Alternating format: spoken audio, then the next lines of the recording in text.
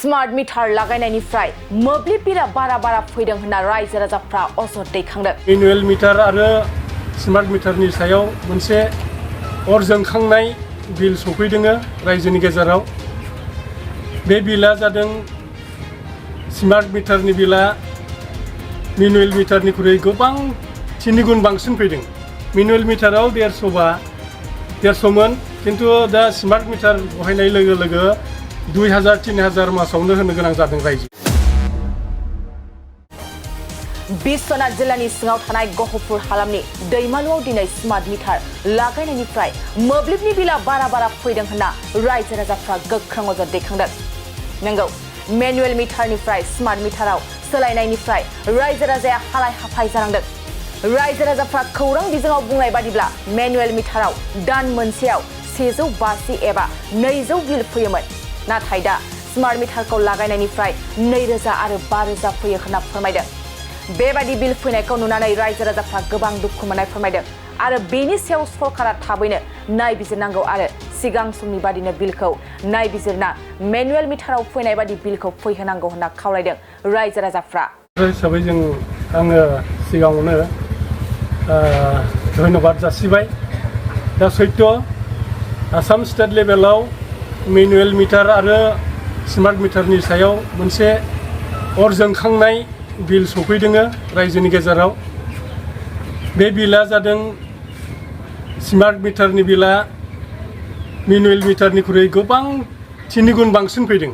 Manual मिटाराव 150 मोन, किन्तु दा स्मार्ट मिटार बहायनाय लोगो लोगो 2000-3000 मासावनो होनो गोनां जादों रायजोआ। न'खरसेयाव 3000-4000 सफैदों।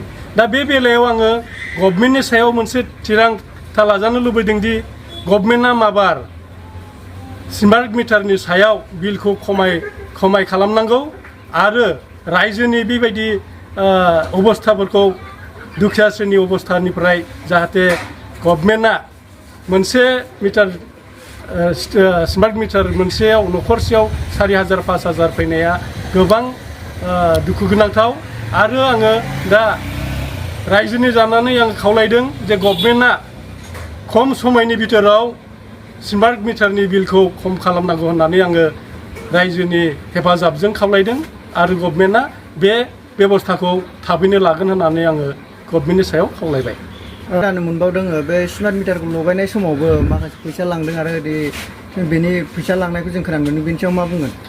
थिग आसे, रायजोआ जोंनि सिगाङाव बुंदों आरो आंनि बेक्तिगत सिगाङावबो बुंदों जे माखासे भन्डामि थिकादारफोरखौ लानानै जाय बिथांमोना स्मार्ट मिटारखौ टेन्डार होदों, बिनिफ्राय गामि न' हाबग्रा माखासे मिटार बक्स लगायग्रा बेक्तिफोरा न'खरसेयाव 300, 200, 100 कालेक्सन खालामना लांदों।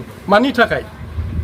बेथ' ओरैनो फ्रि लगायनोसो बिथांमोना थिनहरदोंमोन, नाथाय गामि सिङाव हाबनानै रायजोनि न'खर बिदि मिटार बक्स लगायनायाव 200-300 लानाया अपराध आरो बेबायदि अपराध खामानिखौ जाहाथे गोजानाव थाथों होननानै रायजोआ बुंदों आरो आंबो निजे बेक्तिगत भाबे बेबायदि खामानिखौ जाहाथे दा खालामथों आरो बेबायदि खालामोबा जोंनि रायजोआ अनेक दुखु मोनगोन आरो बिनि सायाव बेबस्था लानाया जागोन।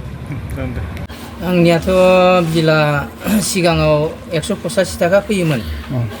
दा नैबे स्मार्ट मिटार लगायनायनि उनाव खेबसेनो 831 थाखा फैदों। ओरैनो इलेक्ट्रनिक बुस्थु मा इउज खालामो? इलेक्ट्रनिक बुस्थु होनोबाथ' ओरैनो हाफ HP दै मटर सालायो, ओमफ्राय फांखा 2 सालायो, ओमफ्राय LED बाल्ब 4 सालायो। दा एसेबांखिनि बिल बारा फैनाया गनायजाथावना जादोंना जायाखै? बेथ' बोरै गनायजाथावना जानो? सिगाङाव जुदि 185 थाखायावनो जायोमोनबा दा 831 थाखा, बेथ' जाथावना नङा। बेनिखायनो आं सानो थाबैनो जाहाथे सरकारा बेफोरनि सायाव बिजिरनानै जाहाथे दुखिया श्रेणिनि मानसिफ्राबो कारेन्ट बाहायनो हायो, बेफोर बेबस्थाखौ लानांगौ होननानै आं सानो आरो। आगोलावथ' जोंना 200-300 बिदि फैनाय जायोमोन, मालाबा खुब बांसिन होनबा 500, किन्तु दा जितु नुबाय 3860 थाखा जोंना बिला बारायनानै फैदों।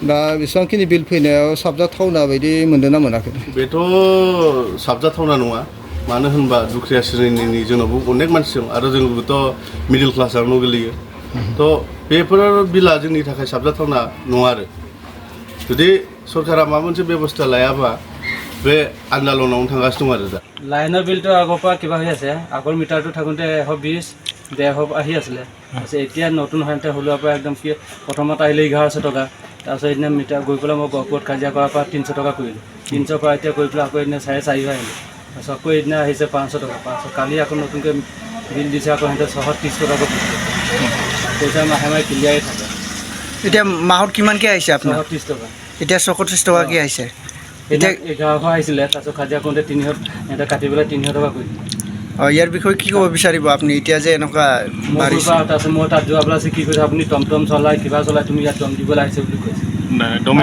ইয়াত টমটম নাই কিবা নাই দম দিওঁ কি হয় তুমি ইমান দম দিব মই কৈছোঁ তেতিয়াহ'লে কাৰেণ্ট কাটি দিয়ক তেতিয়াহ'লে কৈছে এইটো নহয় নহয় কথা চৰকাৰক কি ক'ব বিচাৰিব আপুনি তাকেতো আমাৰ বিলৰ কমাবলৈ ক'ব লাগিব নহ'লে কাৰেণ্ট কাটিব লাগিব আমি কাৰেণ্ট নজ্বলালে হ'ব